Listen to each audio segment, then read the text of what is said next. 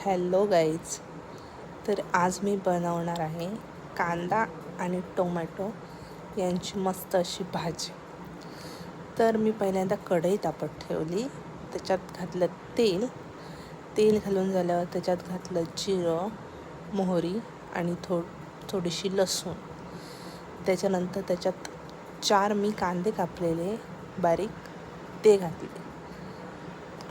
कांदे घालून झाल्यावरती त्याच्यात एक टोमॅटो घातला.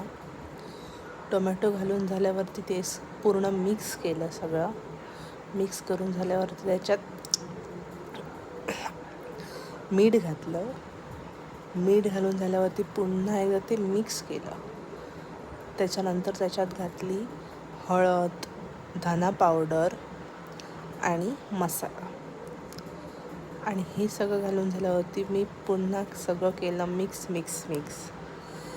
त्याच्यानंतर त्याच्यात पूर्ण फ्रेश अशी कोथिंबीर घातली.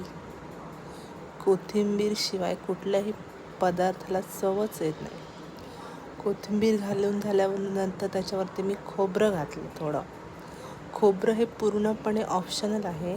तुम्हाला हवं असेल तर तुम्ही घालू शकता किंवा नाही घातले तरी पण खूप छान लागते.